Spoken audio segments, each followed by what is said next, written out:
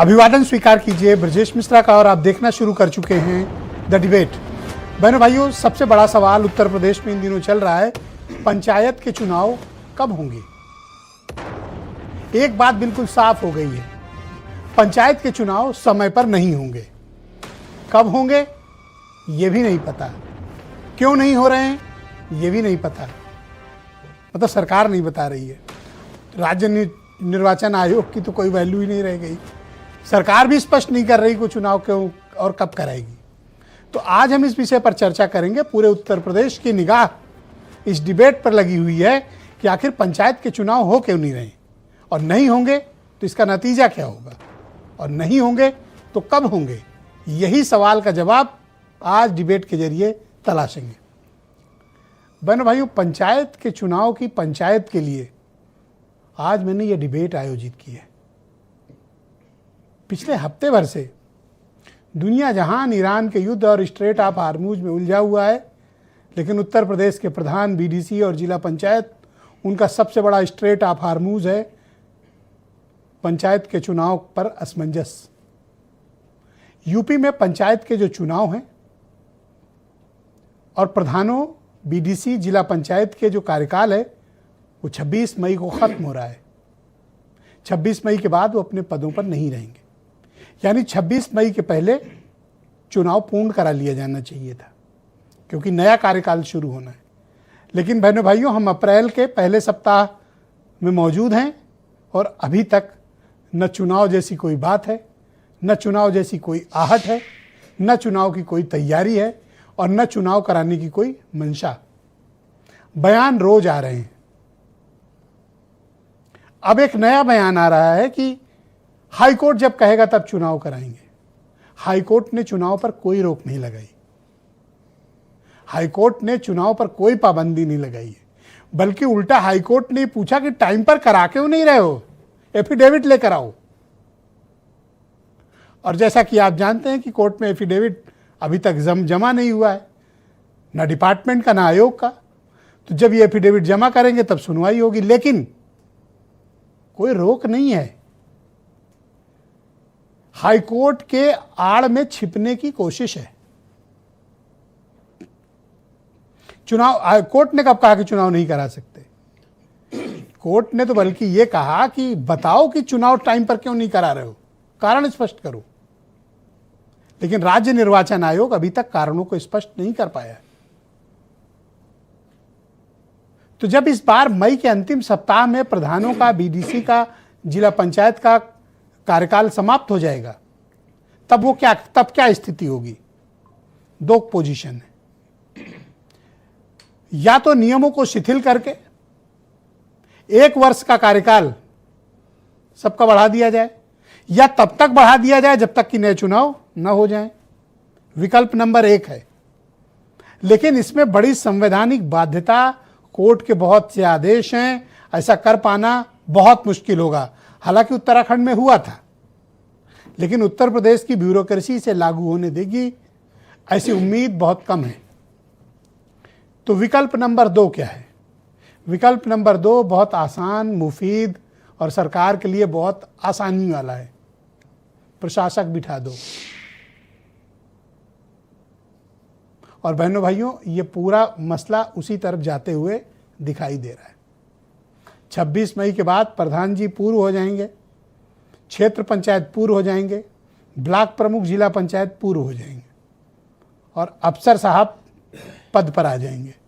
हर गांव की कमान, हर ब्लॉक की कमान, हर जिला पंचायत की कमान वैसे भी अफसरों के हाथ में है। अब इलेक्टेड बॉडी के हटने के बाद वैसे भी उनके हाथ में होगी।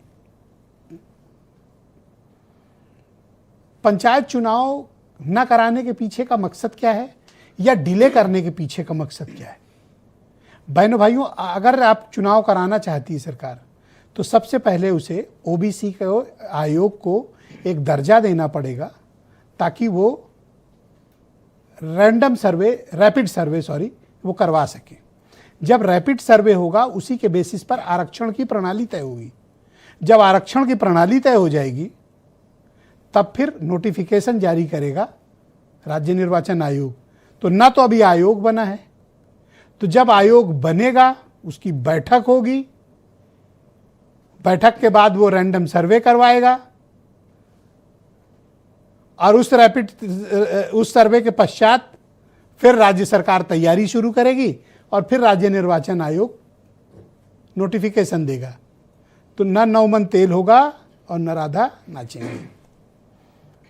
अभी कोई ऐसी प्रकार की तैयारी न तो शासन में न राज्य निर्वाचन आयोग में कहीं भी दिखाई नहीं दे रही।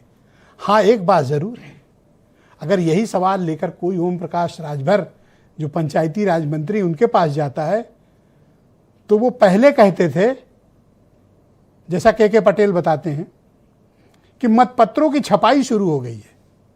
भैया एक बात बताओ, न चुनाव का पता है, न कैंडिडेट का पता है, न डेट का पता है, न चुनाव चिन्ह का पता है, क्या छपवाए ले रहे हो? पहली बात। दूसरा, आजकल अगर उनसे कोई ये सवाल करता है तो कहते हैं जैसा कोर्ट कहेगी वैसा करेंगे। तो कोर्ट ने तो रोका नहीं है, तो चुनाव क्यों नहीं करा रहे हो? यही सबसे बड़ा सवाल है। और अब ये सवाल मीडिया नहीं, सभी से पूछा जा रहा है जो गांव के दौरों पर है। किसी विधायक और सांसद की पीड़ा सुन ले आप तो आपको आंसू आ जाएगा।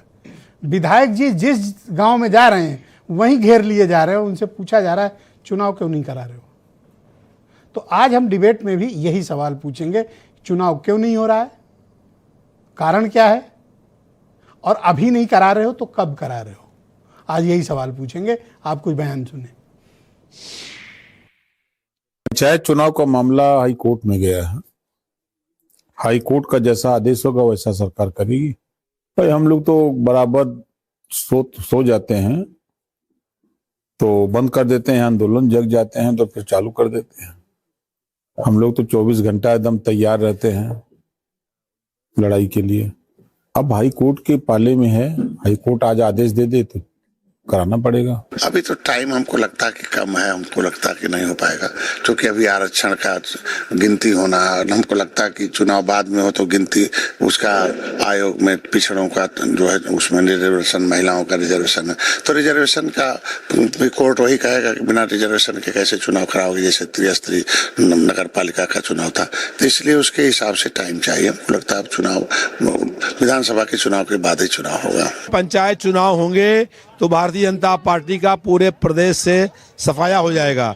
इसलिए हार के डर के कारण से वो चुनाव को टालने का काम कर रही हैं। जो 27 में समाज में सरकार बनेगी और सरकार बनने के बाद जिला पंचायत चुनाव हम लोग करने का काम करेंगे।